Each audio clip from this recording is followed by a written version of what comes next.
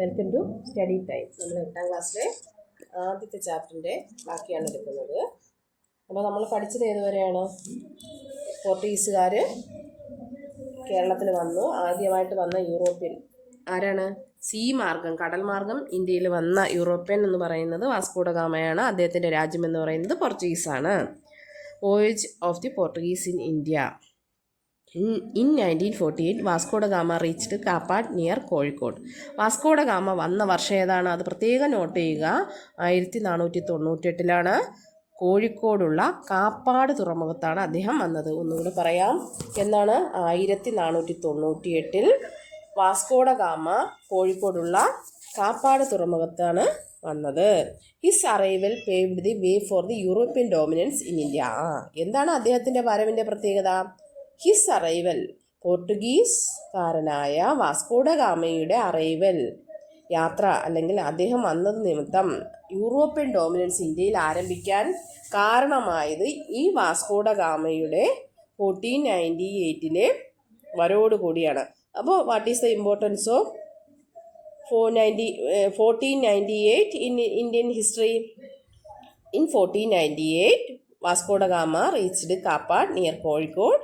His arrival paved the way for the European dominance in India. 1498 Indian ചരിത്രത്തിൽ എന്താണ് പ്രാധാന്യം എന്ന് വെച്ചാൽ യൂറോപ്യൻ ഡോമിനൻസ് ഇന്ത്യയിൽ ആരംഭിക്കാൻ കാരണമായ വാസ്കോ ഡ ഗാമയുടെ വരവാണ്.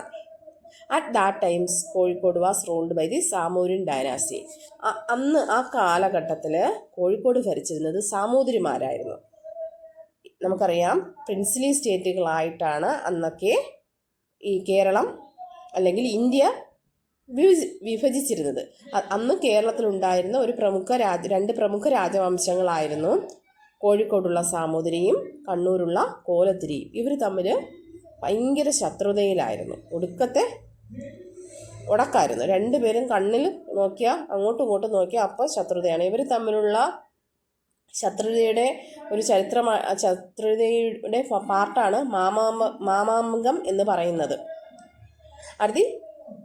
At that time, Kozhikode was ruled by the Samorin dynasty. The Arabs controlled foreign trade with Kozhikode. അന്ന് അറബികളായിരുന്നു ഈ സാമൂതിരിയുമായിട്ട് കോഴിക്കോട് ഫോറിൻ ട്രേഡ് നടത്തിയിരുന്നത്.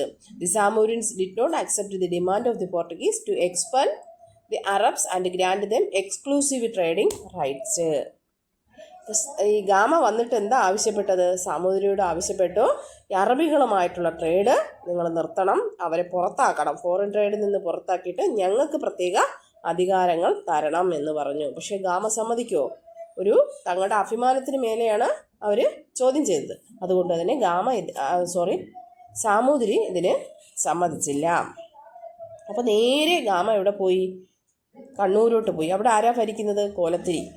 Following this, Vasco da Gama obtained permission for trade from the then Kolathiri king of Kannur. അവിടെ കോലത്തിരി രാജാവ് കണ്ണൂർ ഭരിച്ചിരുന്നു. അദ്ദേഹത്തിൽ നിന്ന് ട്രേഡിൻ്റെ ഉള്ള പെർമിഷൻ അദ്ദേഹം വാങ്ങി. He then returned to Portugal after collecting products including pepper. Vasco da Gama returned home with goods worth 60 times more than the cost of his journey. അദ്ദേഹം അവിടെ നിന്ന് കുരുമുളക് അടക്കമുള്ള സാധനങ്ങൾ കളക്ട് ചെയ്തു തിരിച്ച് പോർച്ചുഗലിലേക്ക് പോയി. അദ്ദേഹത്തിന് തൻ്റെ യാത്രയ്ക്ക് ചിലവായ തുകയേക്കാൾ 60 ഇരട്ടി ലാഭമാണ്, അല്ലെങ്കിൽ 60 ഇരട്ടി സാധനങ്ങളുമായിട്ടാണ് അദ്ദേഹം പോർച്ചുഗലിലേക്ക് തിരിച്ചു പോയത്. ഇത് തന്നെയാണ് ഒരുപാട് ലാഭം കിട്ടുന്നു എന്നുള്ളതാണ് യൂറോപ്യന്മാരെ ഇന്ത്യയിലേക്ക് ആകർഷിച്ചത്. The profit generated in this journey encourage the Portuguese to make similar commercial trip to India. ഈ യാത്രയിൽ ഒരുപാട് ലാഭം കിട്ടി, ഒരുപാട് സാധനങ്ങൾ കിട്ടി. ഇങ്ങനെയുള്ള ഒരാൾ പോയിട്ട് വന്നപ്പോൾ ഒരു ലാഭം കിട്ടിയെങ്കിൽ എന്ത് ചെയ്യും? മറ്റു കച്ചവടക്കാരും കൊമേഴ്സ്യൽ വാണിജ്യപരമായ ട്രിപ്പ് ഇന്ത്യയിലേക്ക് നയിക്കാൻ മറ്റുള്ളവരെ പ്രേരിപ്പിച്ച ഘടകങ്ങൾ ഇതാണ്. പ്രോഫിറ്റ്, മെയിൻ ഘടകം എന്ന് പറയുന്നത് പ്രോഫിറ്റാണ്. The Zamorins did not give the Portuguese a monopoly in trade. This led to the conflict between Zamorins and the Portuguese. The Portuguese had to face stiff resistance from the Kunyali Marakkars, who were the naval chiefs of the Zamorins. After the era of Kunyali Marakkars, the Portuguese did not face much threat from India. Vasco da gamma 3 കപ്പലിലാണ് ഇന്ത്യയിൽ വന്നത്. ഈ 3 കപ്പലിലും നിറച്ച സാധനങ്ങളുമായിട്ട് അദ്ദേഹം തിരിച്ചുപോയി. അപ്പോൾ ഈ ഗാമയുടെ വരവിനെ തുടർന്ന് മറ്റുള്ള ആൾക്കാരും പോർച്ചുഗീസുകാരും ഇങ്ങോട്ട് വരാൻ തുടങ്ങി. കാരണം അപ്പോൾ റൂട്ട് ക്ലിയർ ആണല്ലോ, വരാനുള്ള സീ റൂട്ട് അറിയാം, ഗാമ വന്ന വഴിയിൽ കൂടെ തന്നെ വരാം. ഈ സാമൂതിരി കോഴിക്കോട് ഭരിച്ചിരുന്ന സാമൂതിരി ഗാമയുടെ ട്രേഡ് മൊണോപ്പൊളി അക്സെപ്റ്റ് ചെയ്തതും ഇല്ല. അദ്ദേഹം സാമൂതിരിയുമായിട്ട് എന്ത് ചെയ്തു, പോർച്ചുഗീസുകാരൻ സാമൂതിരിയുമായിട്ട് എന്നും കോൺഫ്ലിക്റ്റ് തുടങ്ങി, അല്ലെങ്കിൽ ശത്രുത തുടങ്ങി.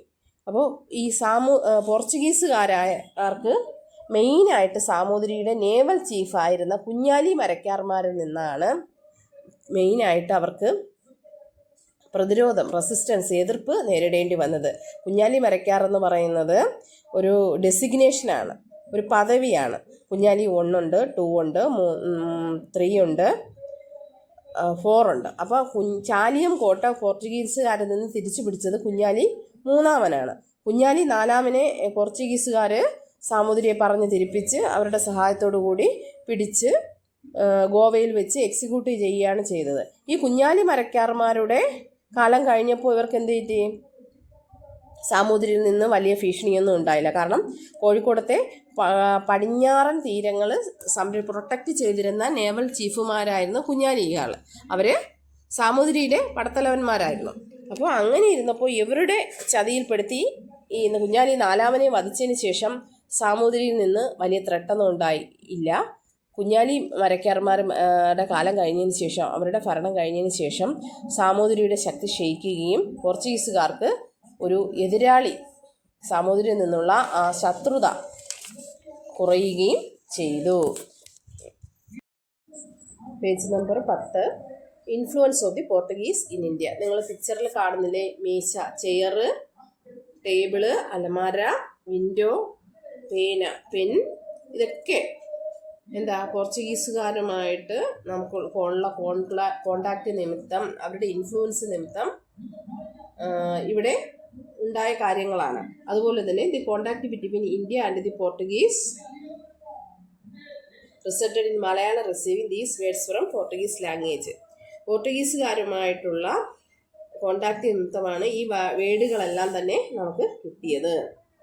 അതുപോലെ തന്നെ കാഷ്യൂ ട്രീ അല്ലെങ്കിൽ പറങ്കിമാവ്, കശുമാവ് എന്നും പറയും. പറങ്കികൾ എന്ന് പറയുന്നത് പോർച്ചുഗീസുകാരാണ്. പറങ്കികൾ കൊണ്ടുവന്നത് കൊണ്ട് തന്നെ അതിനെ പറങ്കിമാവ് എന്ന് അറിയപ്പെടുന്നത്. ഗുവ, പേരയ്ക്ക, പൈനാപ്പിൾ, പേരയ്ക്ക, പപ്പായ, പറങ്കിമാവ് അല്ലെങ്കിൽ കാഷ്യൂ ട്രീ, ഇതെല്ലാം ഇന്ത്യയിൽ ഇൻട്രൊഡ്യൂസ് ചെയ്തത് ആരാണ്?